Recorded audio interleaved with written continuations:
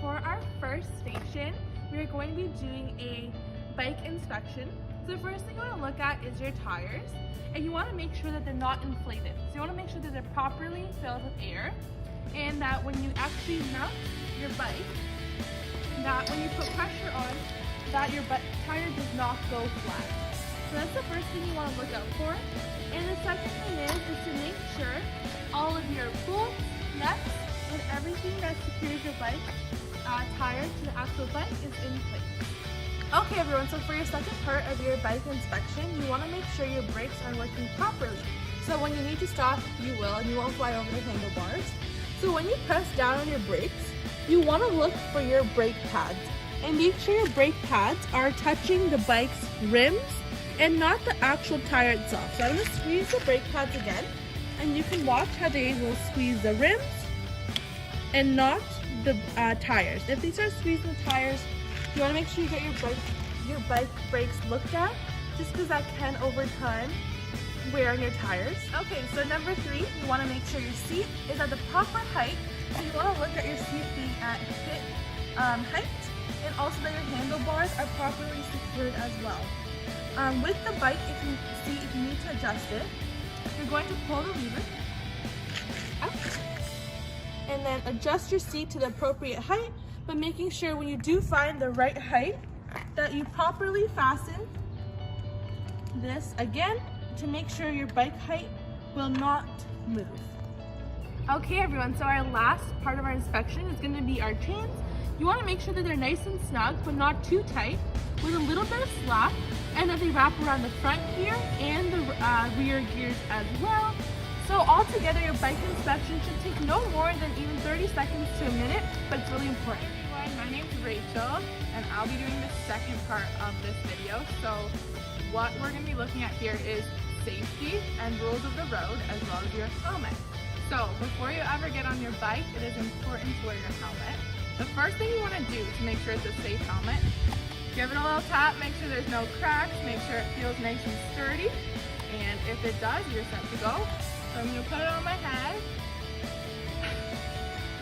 make sure it's not tangled, and you want your chin strap to nicely fasten under your chin. Make sure it's nice and snug, not too tight that you can't breathe, but tight enough that your helmet won't fall off if any impact were to hit. Alright, you also want to make sure that the top of your helmet comes just midway down your forehead. So your eyebrows shouldn't be covered by your helmet, but the front here should come down a little bit on your forehead because you don't want it to be too far back on your head. So if you can see your whole forehead, your helmet needs to be pushed forward a little bit because that's not safe.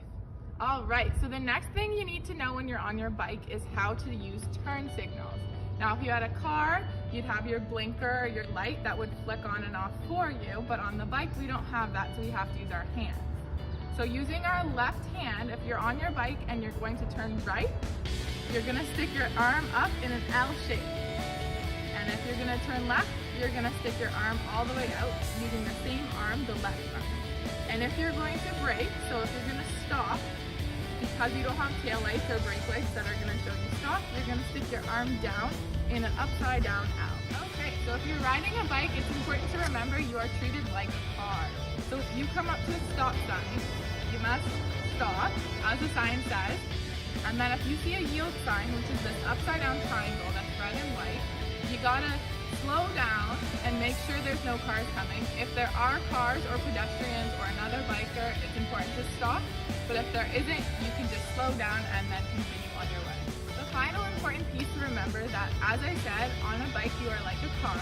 So if you come up to a crosswalk, which is where the lines are on the road and the pedestrians can cross the street, it's important that the pedestrians get the right of way, which means they get to go before. Okay everyone, so Rachel is going to demonstrate our first station. It's our zigzag course. So with the zigzag course, you want to take a chalk or even paint or pylons, you can use water bottles at home, and you're going to draw a zigzag on the pavement, and you want to make sure your line's about 3 feet apart before it makes a zigzag. And as Rachel's going to demonstrate, you want to travel as close to the line as possible without actually touching the line.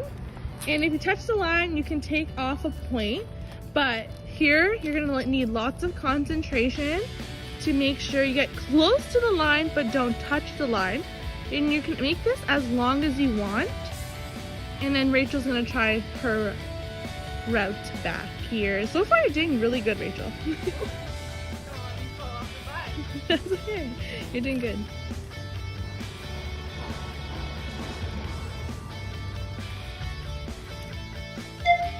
Alright everyone, so Rachel is going to demonstrate our second station. It is called slow course. So we've drawn a straight line on the pavement with our chalk.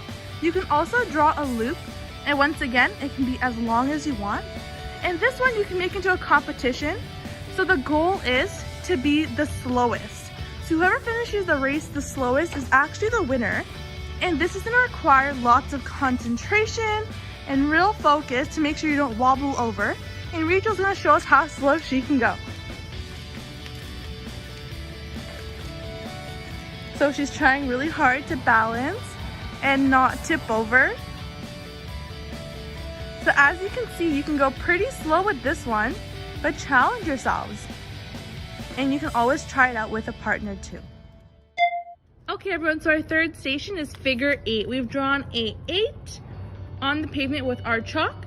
And Rachel's gonna make her way around the figure 8 as slow or fast as she likes. And she's not gonna touch the outsides of the circles, the 8, until she reaches the middle connecting point. Okay, Rachel, give it a go.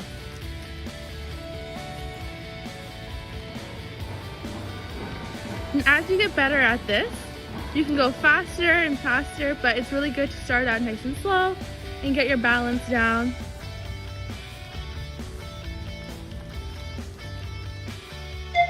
Okay everyone, so our fourth station is stop on a dime. So this is our starting point, and we've drawn a straight line and an end point. That's our dime. So Rachel's going to pedal as fast as she can, or slow, but the goal is to stop right at this line without touching it. And for every inch you go past the line, you take off a point, but the goal is to stop right here. So Rachel, you can give it a go. Let's see where she stops.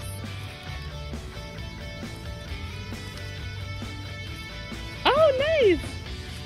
So she got right before the line. Station 5, everyone, is called long roll.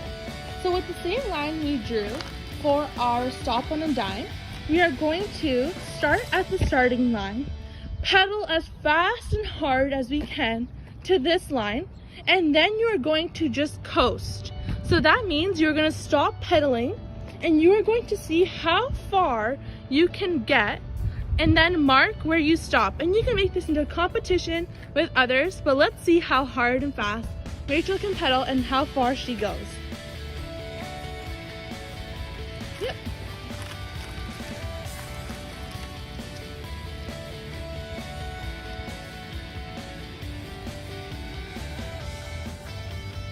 Awesome. And so we would mark it right there, and then the next person would go. Okay everyone, for station 6, it is called spiral.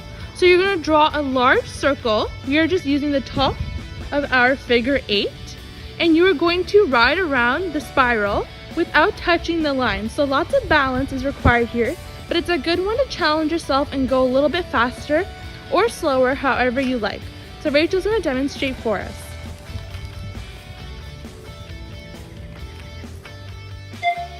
Balance beam. So Rachel's going to demonstrate it. Here we have a start line and a rectangle and an end line, and you can make this as long as you want, and the goal is to stay within the rectangle the whole time.